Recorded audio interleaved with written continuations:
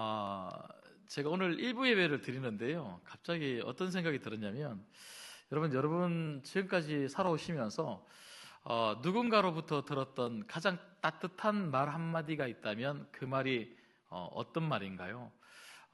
저는 개인적으로 좀 됐지만 그 한 몇 년 전에 제가 섬겼던 김윤준 목사님께서 그 전화가 갑자기 오셨었는요. 박 목사님 잘 계신가요? 이렇게 인사를 하더라고요. 그래서 제가 목사님 제가 먼저 이렇게 인사드리고 전화 드려야 되는데 너무 죄송합니다. 그렇게 말씀드렸더니 아니라고, 그냥 아무 소식 없는 게 무소식이 희소식이다 그렇게 말씀하시면서 끊으시면서 뭐라고 말씀하시냐면, 목사님 새벽마다 내 마음에 박 목사님을 담아두고 기도하고 있습니다. 그렇게 말하는데요.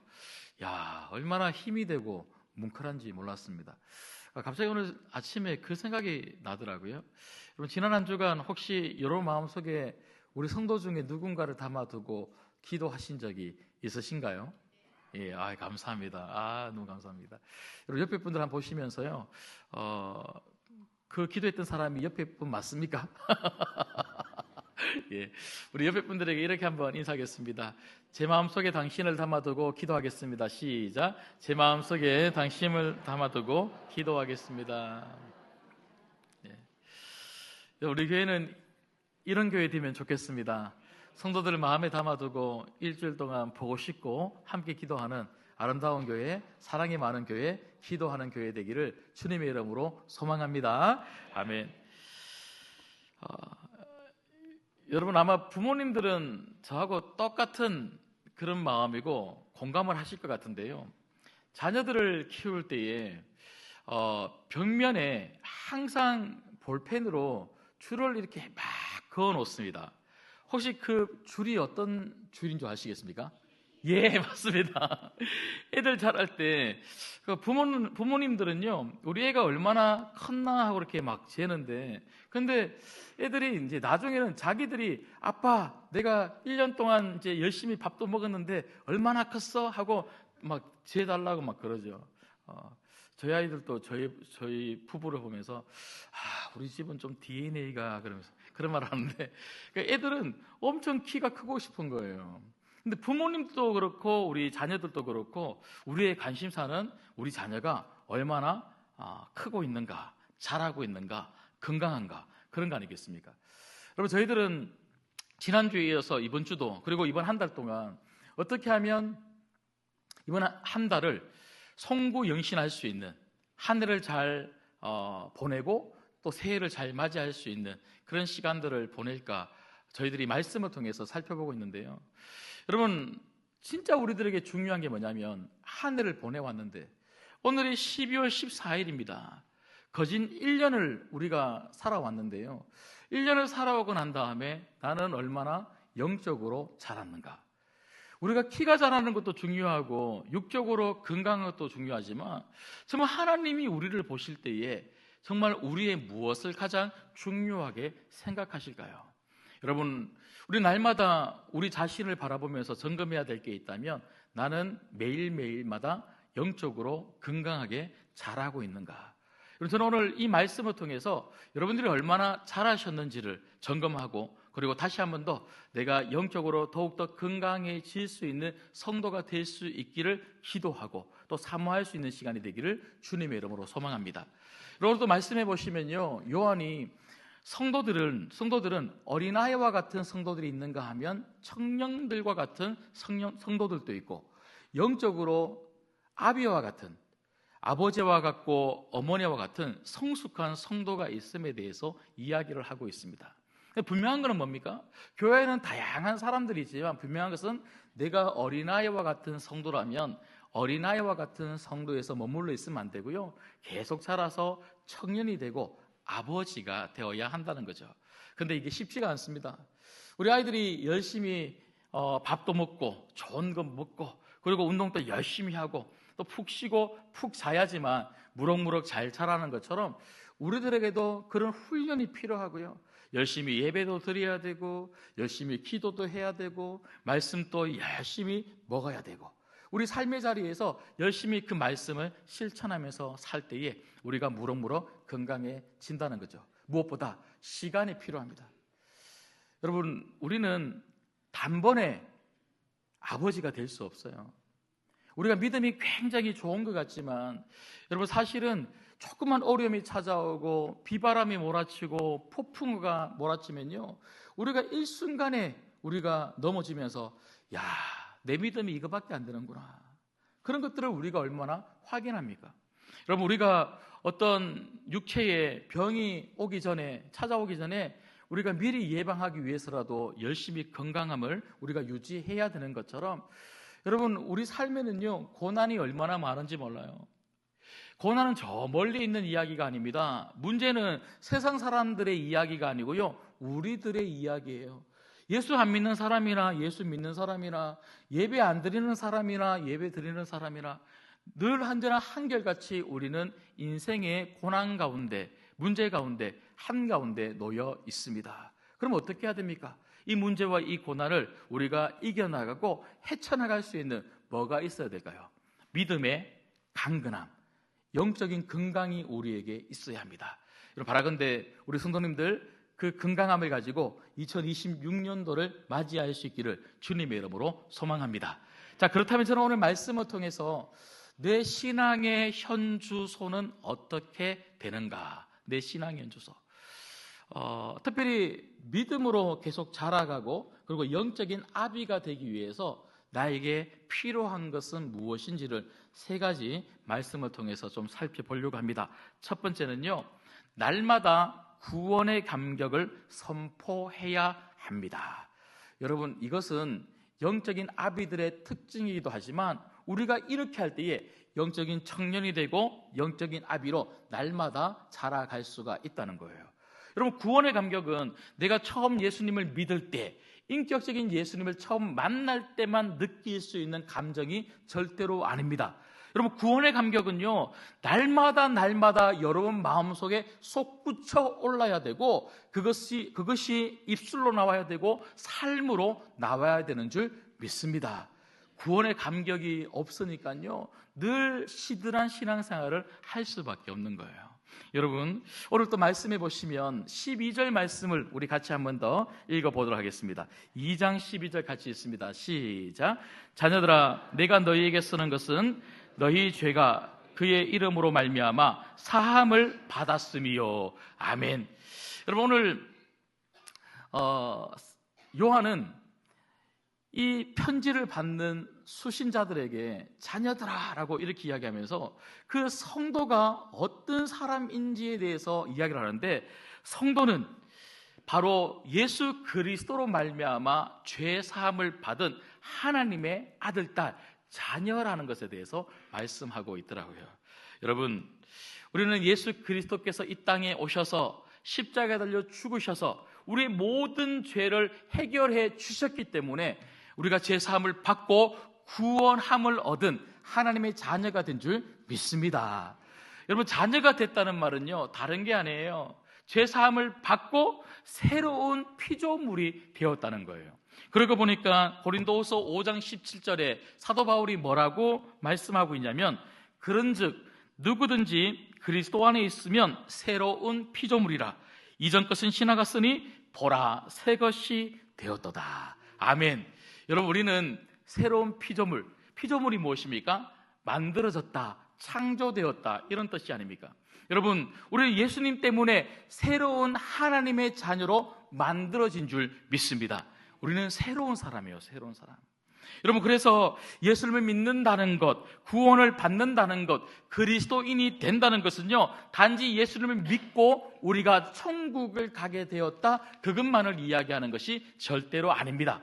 새로운 피조물이 되었고 새로운 피조물로 내가 인생을 하루하루 살아가고 있다고 하는 것이 포함되어 있는 거예요.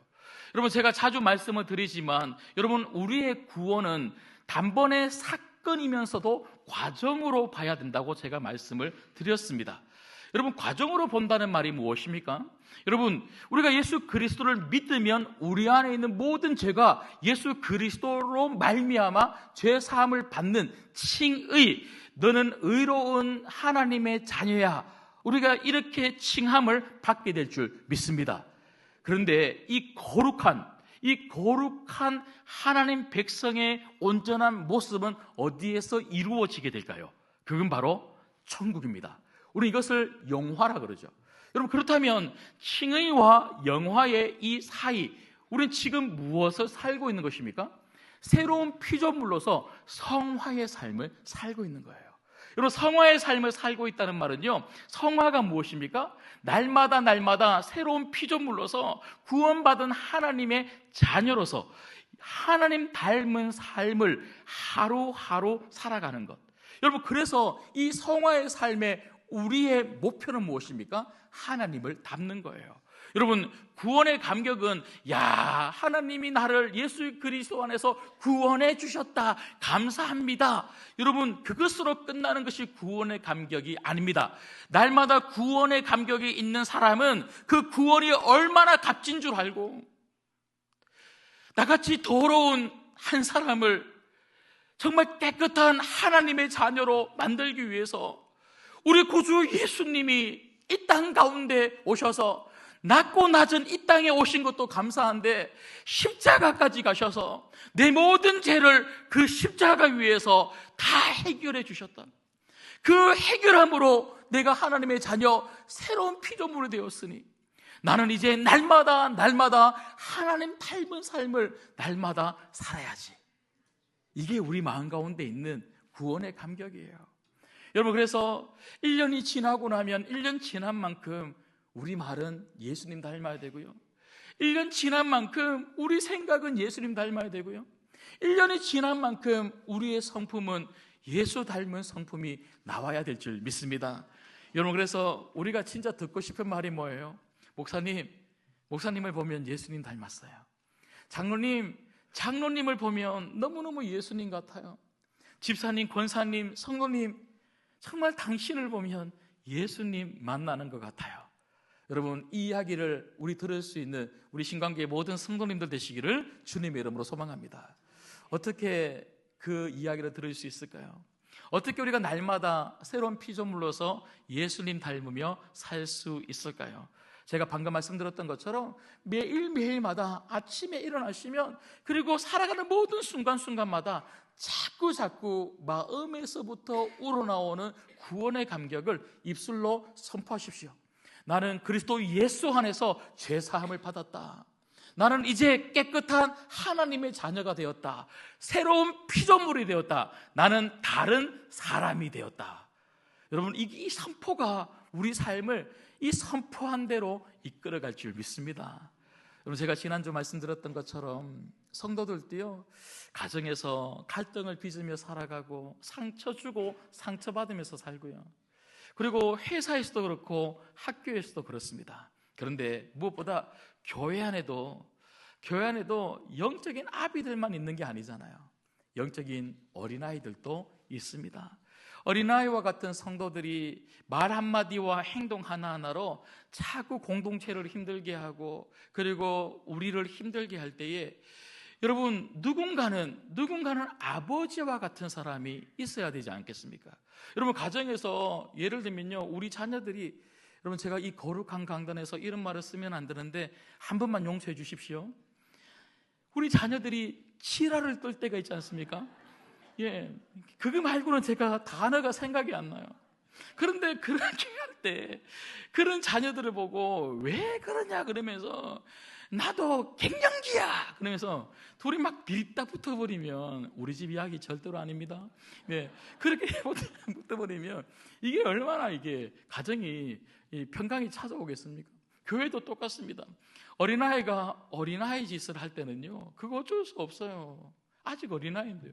그런데 어른들은요, 어떻게 됩니까? 마음에서부터 같이 싸우고 싶고 소리치고 싶고, 나도 막 억울한 거 막 토해내고 싶고, 그래도요, 마음에서부터 우러나오는 구원의 감격을 가지고, 그래, 내가 새로운 피조물 아니면 너 죽었다 씨.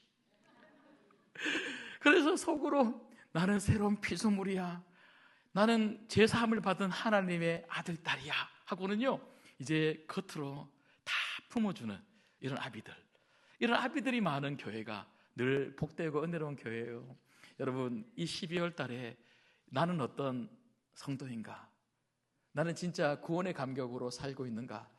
그리고 그 구원의 감격으로 인내하고 참고, 그 구원의 감격으로 예수 닮은 성품과 예수 닮은 행동과 예수님 닮은 말로 성도들에게 은혜를 주고 있는가? 그렇게 살펴보시고, 여러분 오늘부터라도 더욱더 그런 모습을 가질 수 있는 성도 될 수 있기를 주님의 이름으로 축복합니다.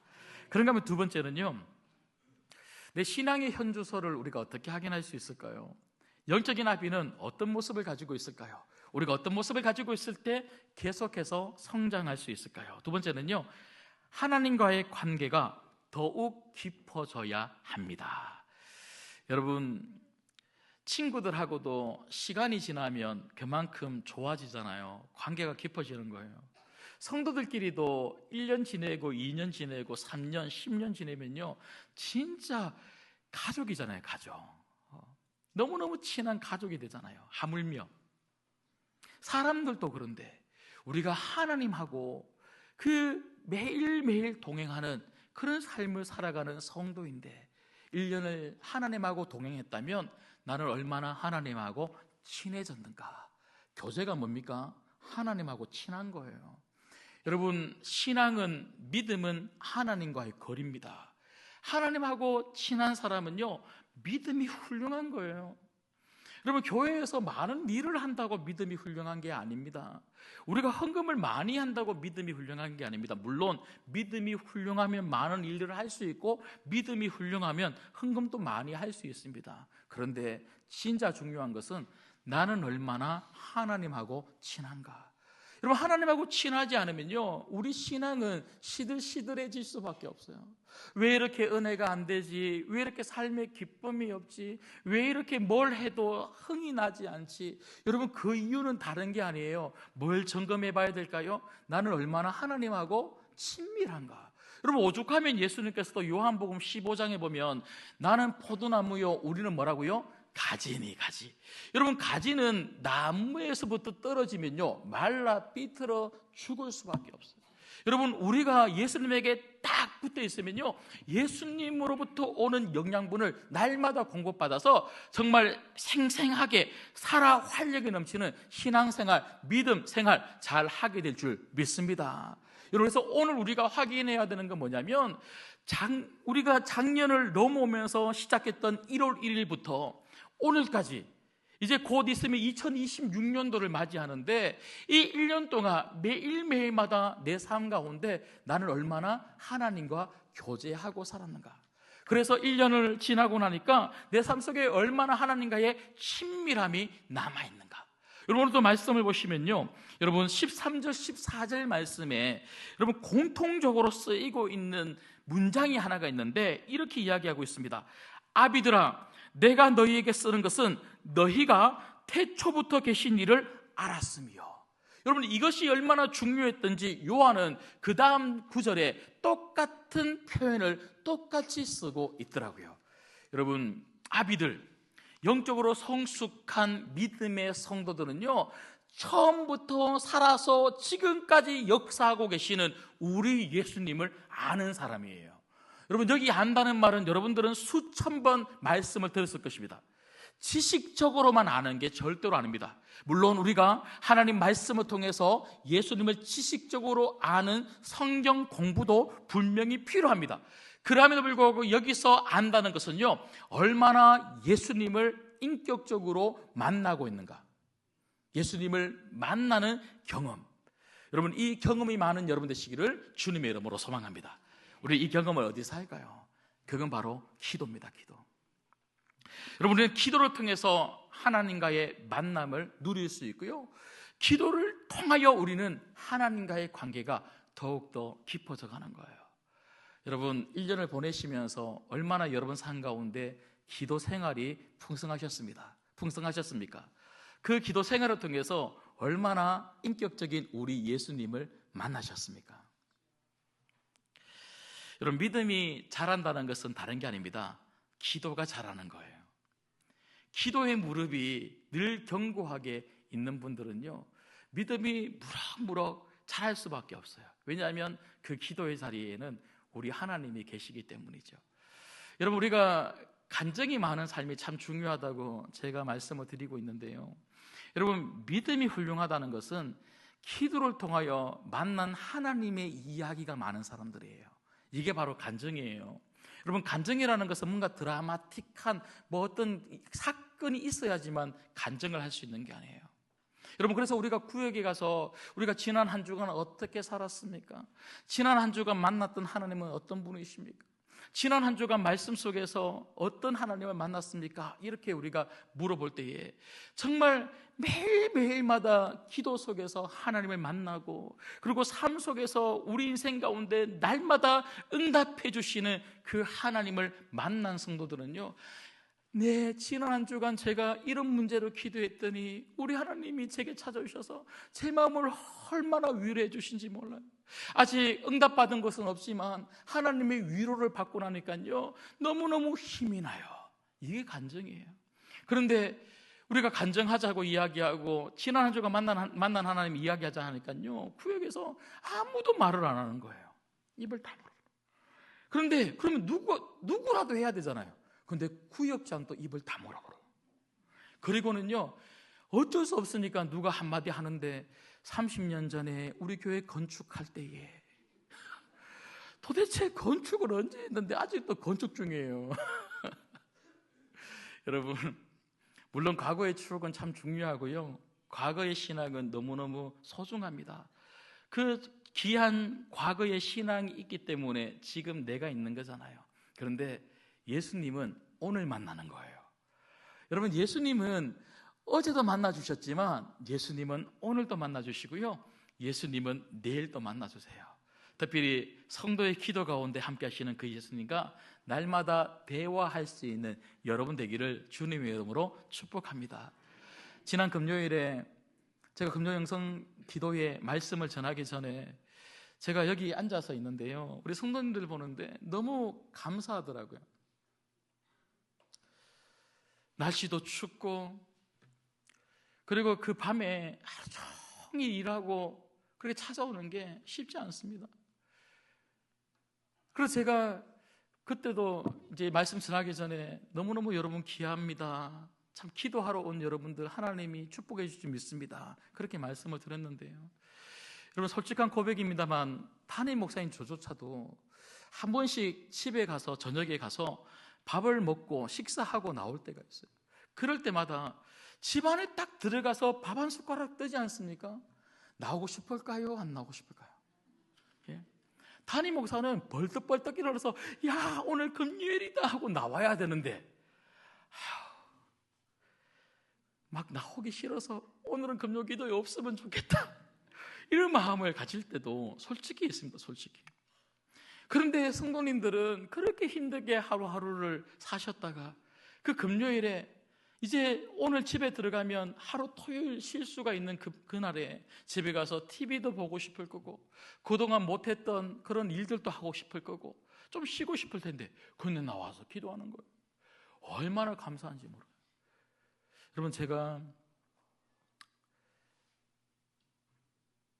신학교를 가겠다고 마음을 먹고 이제 공부를 하는데요, 제가 전공이 토목과잖아요. 토목과 공부가 만만치가 않습니다. 이게 수학의 기본 베이스가 되기 때문에 이게 공식도 외워야 되고 풀어내는 게 너무너무 어려운데, 제가 신학교 간다고 교수님들한테 이야기를 하면 교수님들이 그래 열심히 성경 공부해 하고 저한테 A뿔 B 이렇게 주는 게 아니잖아요. 똑같이 출석해야 되고 똑같이 공부해야 되고 똑같이 시험을 쳐야 되니까 제가 신학교 간다고 마음은 먹었지만 3학년 때 또 계속 공부하고 4학년까지도 공부했는데 본격적으로 제가 성경 공부를 한 게 바로 4학년입니다. 4학년 이제 과목이 몇 개 없으니까 그렇게 공부하고는요, 제가 다녔던 학교가 대구 중심에서 좀 벗어난 외곽지에 있어서 거기에서 늦게까지 공부하면 집에 못 올 것 같아서 항상 수업을 마치고 나면요, 그게 몇 시가 되었던 무조건 대구 중심으로 나와서 제가 저희 집 근처에 대구 계명대학교라고 있습니다. 그때 그 모든 그 주민들에게, 학생들에게 그 계명대학교가 지하 도서관을 개방해 줬는데요, 그곳에서 공부하는 거예요. 근데 공부를 하면요, 성경 말씀 읽으면 얼마나 은혜가 됩니까 여러분? 그런데 은혜 받으려고 성경 말씀 읽으면 너무너무 행복한데요, 시험 치려고 성경 읽으면요 미칩니다. 머리가 터질 것 같아요. 이름을 외워야 되고, 창세기 1장에는 어떤 내용, 2장에는 어떤 내용, 시험이 보통 어려운 게 아니에요. 그래서 성경의 모든 각 장별로, 절별로 막 외워가니까요, 이게 너무너무 힘들더라고요. 그렇게 12시까지 공부하고 나면 이제 주변에 보면 아무도 없어요. 사람도 별로 없어요. 그래서 겨우 힘들게 이제 책가방 챙겨서 들고 나오는데, 그때 곧장 집으로 가고 싶은 마음이 꿀뚝 같아요. 그런데도 너무 힘드니까, 공부도 힘들고 성경도 모르겠고, 제가 신학교를 다닌 사람이 아니다 보니까 성경을 본격적으로 공부한 게 4학년 때니까요, 이게 너무 모르겠는 거예요. 그리고 가정에서도 제가 목회자 된다고 하는 거 아버님 안 좋아하시고, 그리고 또 학비 대줄 형편도 안 되고, 이 모든 것들이 걱정, 염려, 투성이죠. 어떻게 합니까? 교회 가는 거예요. 교회 가서는요, 항상 엎드려서 기도하던 그 장소에서 기도원 첫 번째, 두 번째, 세 번째, 그 뒤에 무릎 꿇고 앉아서는요 눈물로 기도하는 거예요. 아무도 없으니까 너무 좋더라고요. 막 소리치면서 기도해도 누가 들을 사람 없으니까 주여 하고 막 기도하는 거예요. 하나님 아버지, 저 좀 도와주세요. 저 좀 도와주세요. 누구도 도와줄 수 없는 이때에 하나님 저 좀 한 번만 좀 도와주세요 하고 막 울면서 기도해요. 근데 지금 생각해 보면요, 그때가 너무 행복했어요. 그 새벽에 아무도 없을 때 그 곳에 찾아와 나를 만나주신 우리 예수님, 저는 그 예수님을 여러분들에게 생생하게 설명을 할 수는 없어요. 그런데 누구도 알 수 없는, 나만 알 수 있는 그 예수님을 저는 기도의 자리에서 만났습니다. 그리고 지금 생각해 보면요, 저는 똑똑한 거 하나도 없고요, 저는 가정이 좋은 것도 아니고 별로 내세울 만한 게 하나도 없는데, 지금 생각해 보면 그때 엎드려 기도하던 저를 우리 하나님이 이쁘게 보신 것 같아요. 여러분, 엎드려 기도하면 하나님이 이쁘게 보십니다. 하나님은 기도하는 사람 제일 좋아하십니다. 기도하는 사람 반드시 찾아오십니다. 그 사람과 함께 하십니다. 만나주십니다. 붙잡아 주십니다. 그 사람의 속사정 들어주십니다. 그리고 안아주십니다. 그 하나님 만나면, 그 하나님과의 깊은 교제가 회복되면 우리 인생 놀랍게 바뀌게 될 줄 믿습니다. 그 하나님 만날 수 있는 여러분 되시기를 주님의 이름으로 축복합니다. 마지막 세 번째는요, 자, 우리 같이 한번 읽어볼게요. 자, 마지막 세 번째 같이 읽습니다. 시작. 악한 사탄의 유혹을 단호히 물리쳐야 합니다. 아멘. 여러분, 영적으로 자란 아비들의 강력한 특징은요, 악한 사단의 유혹에 쉽게 넘어지지 않습니다. 믿음이 강하면요, 사단의 유혹을 단호히 물리치고 이길 수 있는 거예요. 여러분이 성도들하고 싸우면 안 되죠. 가정에서 가족들하고 싸워도 안 되고요, 이웃들하고 싸워도 안 됩니다. 그런데 우리는 반드시 싸워야 할 싸움이 있는데, 그건 바로 사탄과의 싸움입니다.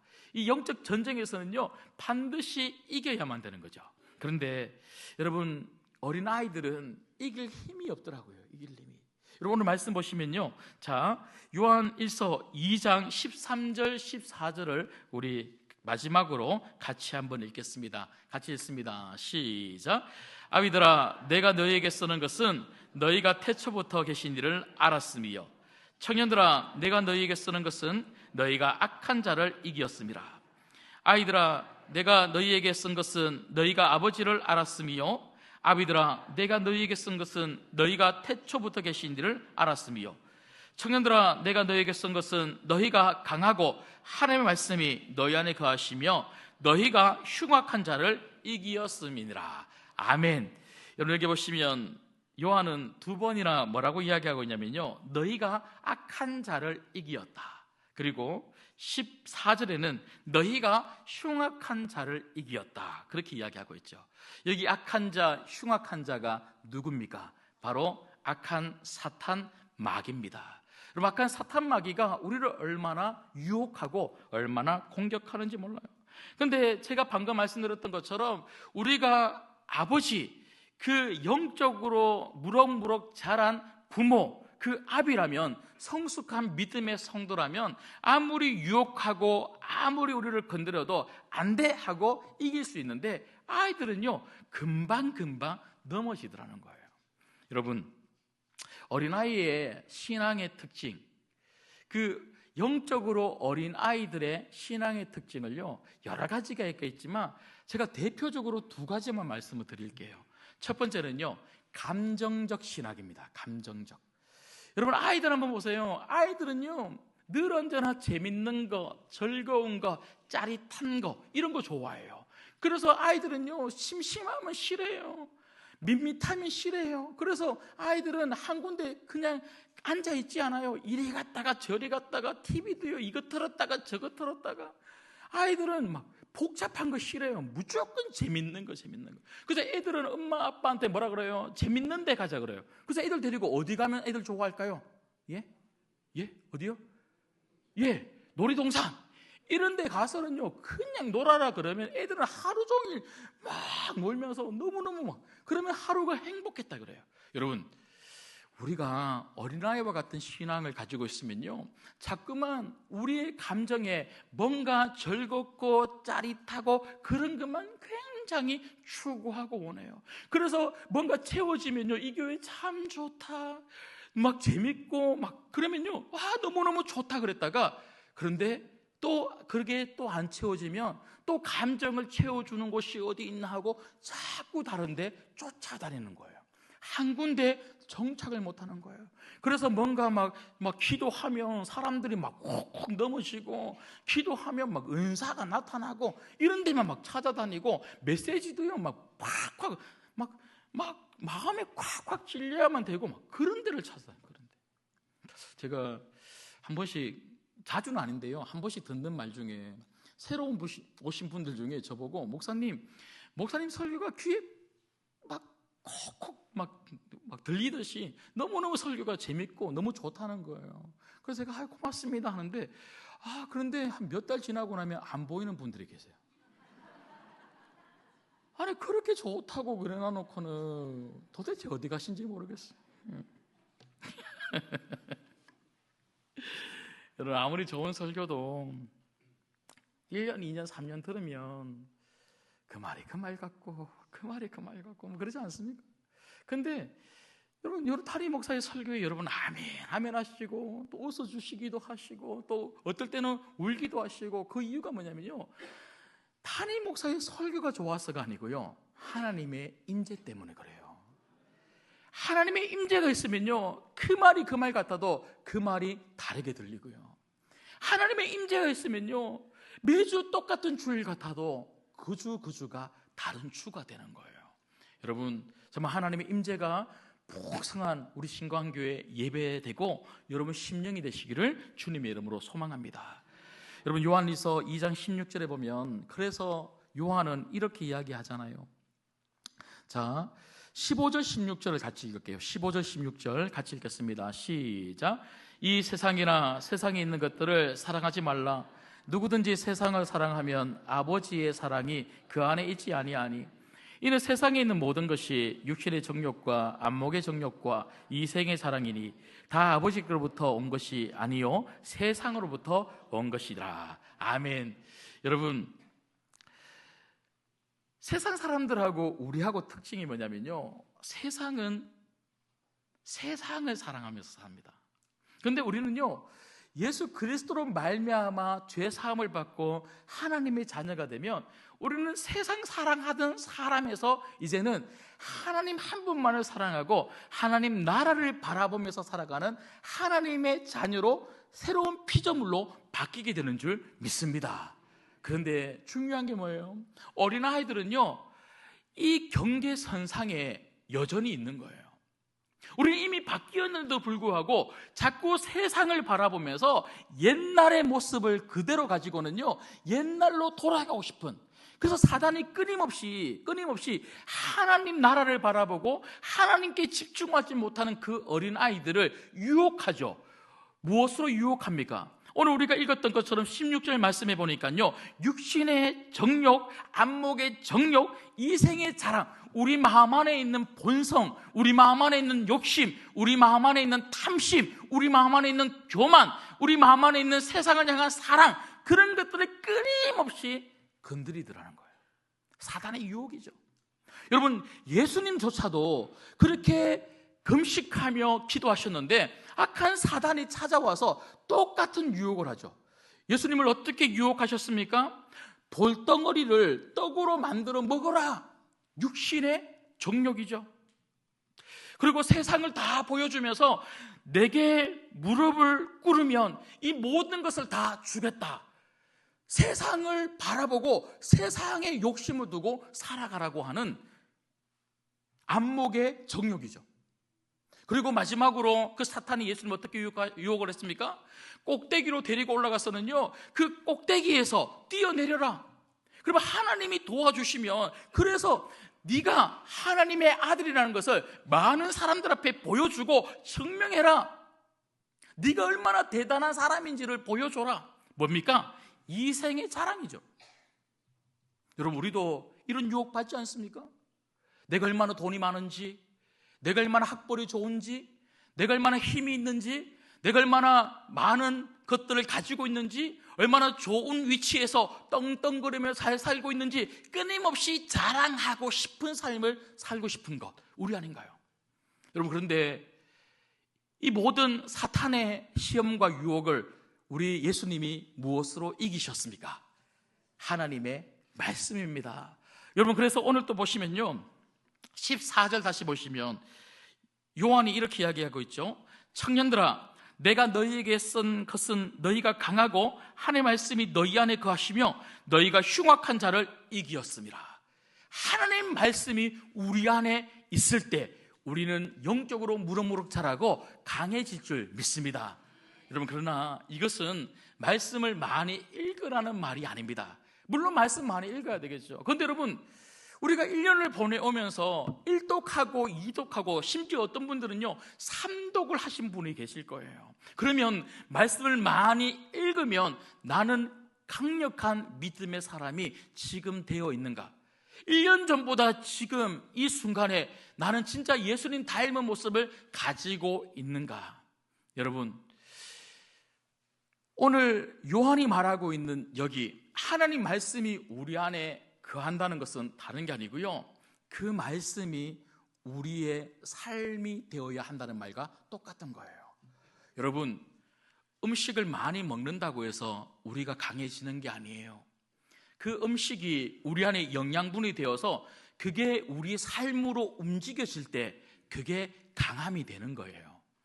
여러분, 양도 중요하지만 그 양보다 훨씬 더 중요한 것은요, 얼마나 그게 내 삶 가운데 영양분이 되어서 움직이는가 하는 것이죠. 여러분, 에베소서 6장에 보면 사도 바울이 뭐라고 이야기합니까?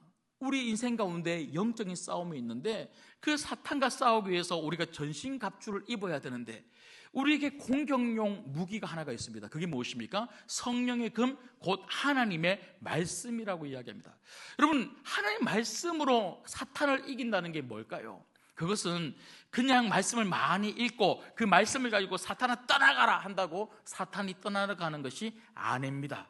말씀대로 살면 사탄이 우리를 넘어뜨리지 못하는 줄 믿습니다. 이게 믿음이에요. 믿음은 말씀을 듣고 말씀을 읽고 말씀을 매일 큐티하고 결국 우리 삶 가운데 그 말씀대로 살아가는 것. 그리고 말씀을 우리가 듣고 연구하고 읽고 그리고 말씀을 묵상하는 가장 중요한 목적, 이유는요, 말씀대로 살기 위함입니다. 여러분, 한 해 동안 말씀대로 잘 살아오셨습니까? 혹시라도 그렇지 못하다면 오늘부터라도 다시 말씀의 삶이 여러분 삶 가운데 풍성할 수 있기를 주님의 이름으로 축복합니다. 말씀을 읽겠습니다. 구원은 그리스도인이 되는 거죠.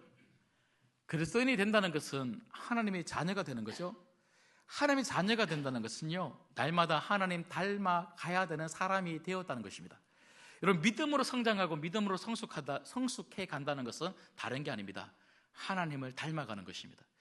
하나님을 닮아가기 위해서 우리에게 필요한 세 가지를 오늘 말씀을 통해서 우리가 들었습니다. 여러분, 이 세 가지를 꼭 기억하시면 좋겠어요. 날마다 여러분 마음 가운데 있는 이 구원의 감격이 여러분 입술과 삶으로 선포되어질 수 있기를 주님의 이름으로 소망합니다. 그리고 하나님과의 관계가 여러분 삶 가운데 날마다 깊어지면 좋겠습니다. 기도의 자리에서, 그리고 말씀 읽는 자리에서 그 하나님을 만날 수 있는 여러분 되시면 좋겠습니다. 무엇보다 사단의 유혹을 정말 여러분들이 그냥 미끼를 던질 때마다 덥석덥석 물고 넘어지는 성도들이 아니라 어떤 미끼 속에서도 여러분 흔들리지 않는 삶의 견고함이 여러분 가운데 있어 악한 사단과의 싸움에 날마다 이기시는, 승리하는 여러분 되시고 2026년도도 그렇게 맞이할 수 있기를 주님의 이름으로 축복합니다. 기도하겠습니다.